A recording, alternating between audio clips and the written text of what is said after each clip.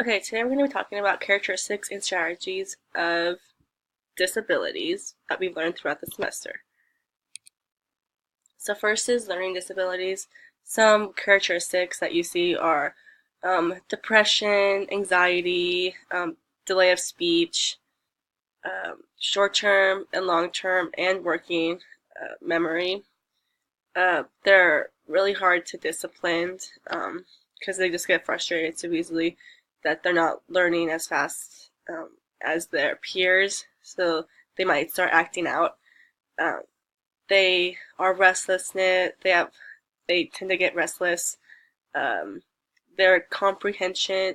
They have the most trouble with comprehension in math, and their IQ is a bit lower than what it should be normally. Some uh, ways to help them out are one-on-one activities, so having you and that student or having them with another student helps them um, retain the information better, as well as having a routine. So have them create like a schedule type thing, and then just have them repeat that over and over until they they don't need it anymore because they've learned that and memorized it. And then also graphic organizers are a good way to help them with comprehension, math, whatever, like with characters in a book, kind of organizing those things out. The next one is communication disorders, and some characteristics of that would be sound substitution, which is where a student might substitute an R for a W. So instead of saying uh,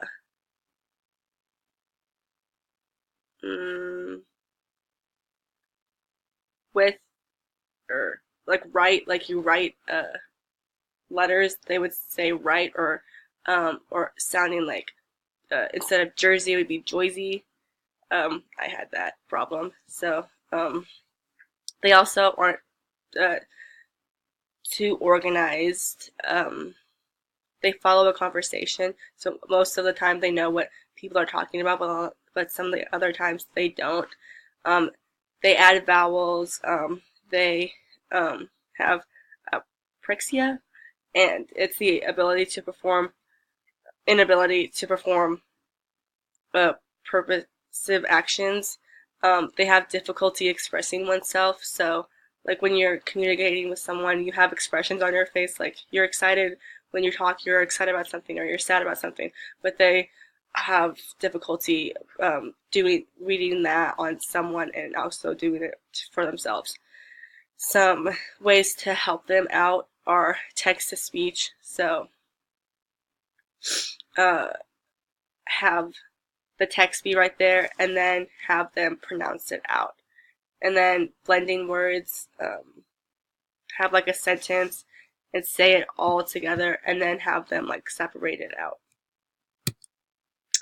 The next disorder would be emotional and behavioral.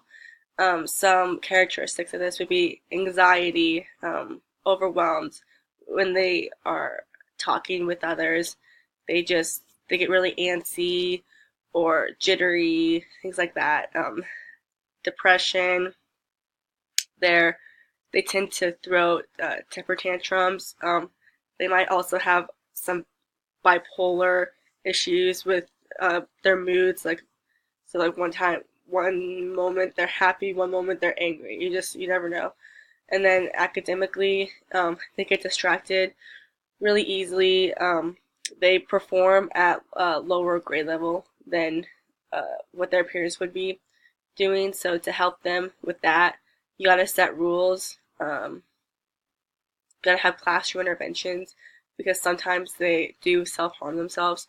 So if they're doing something wrong or something that looks like they could be um, heading towards that, have a classroom intervention.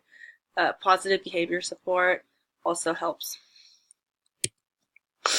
The next one would be ADHD or ADD, and some characteristics for this would be interrupting, or they just talk excessively. So it's either or. depending on the child. Um, they repeat words a lot. They are forgetful.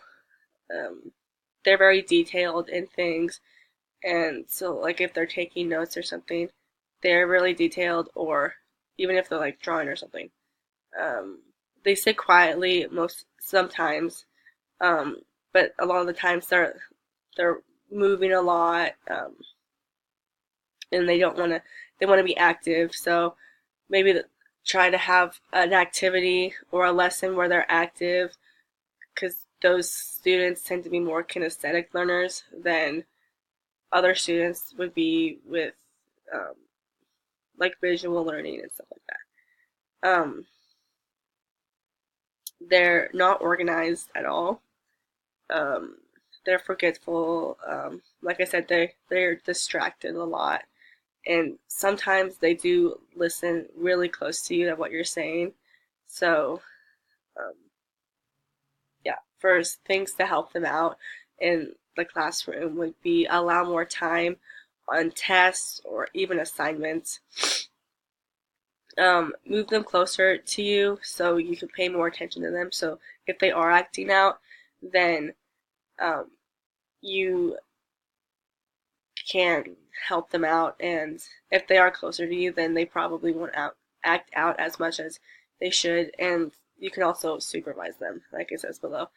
Um, and maybe if a kid is showing um, acts of like goodness or whatever, acknowledge that to them so then they know that, oh, this is the way it's supposed to be done. Next one is autism. Some characteristics of this would be nonverbal. It's hard for them to read facial expressions. Um, they self-harm also, so be sure to watch that, because they don't know any different a lot of the times. Because sometimes they don't even feel pain. Um, so watch out for that. They're focused on objects a lot. So, like for example, sometimes if like your kid is really interested in superheroes or dinosaurs or cars or something like that, they'll really be focused on that, and they want to be involved with just those objects. And once they're done with those objects, then they'll be better focused and, like I said, distracted. Kind of go hand in hand with each other. And so a lot of times you can incorporate those things within your lessons. Like just find out what they're interested in, and do involve that with your lesson. Um, they're unaware of others' emotions, so sometimes they don't know if what they did was bad or good, or like if they hurt someone's feelings, they don't recognize that they did that. Um, and then that also creates depression. Um, they like touching things and making connections with other things. So like with the touching, they like to move a lot too. So they might like do hand flapping or like flicking things or something. So along with the last one that we did, maybe have activities that are more towards kinesthetic learners for your lessons. So some things to also help to keep in mind are weighted vests. Some kids, like if they have something around them, like heavy on them, or just like even, I don't know, like a coat or something, it helps them stay focused. Creating a schedule also helps to keep them on task and not get so distracted, and kind of like repeat that like with the learning disabilities. And then there's also social stories. For hearing loss, some characteristics would be not much interaction.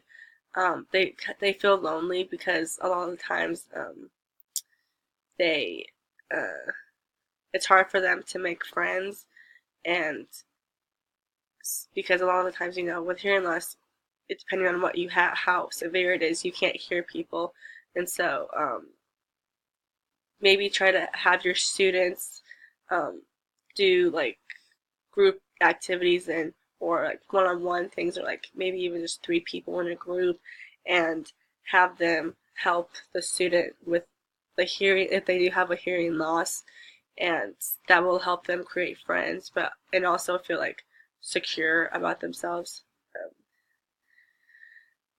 They get confused between words also, like the communication disorders. So if you say one thing, they might not understand what that means. Or like with certain words, like if you use uh, like bear in a sentence, but bear as in like the animal, but they think that it means like bear as in like not like a bare tree has no leaves or something like that. So you have to like um, kind of distinguish between which words are what and what they mean. They also have a language delay because like they'll lean close and they'll like hesitate, and then like eventually answer you, and so that's kind of hard on them. And then obviously reading and writing is harder for them because they can't hear you, and so um, they're not quite sure what words mean what or how to spell them, or how to create a sentence all the time. So you got to help them with that, and they are easily frustrated, which totally makes sense because you have to repeat yourself over and over a lot of times. But sometimes if you get like one of the microphones that you can use, or even move them closer to you or the board, um, helps. Have them have a note taker, or even whatever you're saying, like for the lesson, even just write it up on the board so then that they see that, and they're like, oh, they comprehend that, and it'll help them better.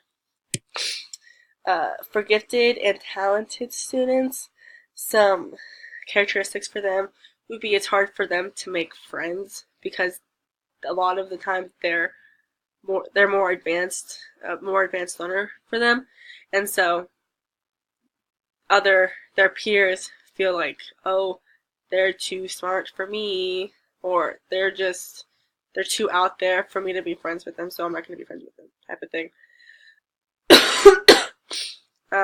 They have really good memory. They can put thoughts together quickly, or like if you ask them a certain question, like sciencey or whatever, they'll be able to put that together quickly, and even basic skills, they can learn those really pretty fast, um, like the multiples of 10, or um, uh, learning how to shoot a basketball. I don't know, but just basic skills that one would need. They have advanced comprehension, so obviously they're learning at a higher level than their peers. Um, they are also easily frustrated because it is hard for them to make friends. So one way to do that is to do group activities, I think, and challenge them at a higher level. So maybe they might not be making friends in their grade level, but maybe they're making friends in a higher grade level. So maybe involve the higher grade levels in with them. Have problem solving skills, self-directed learning skills. So have them give them like in a certain scenario, and then have them kind of work through that and see what problems there are and how they can fix those things, kind of more advanced learning. So that's all I have. Thank you.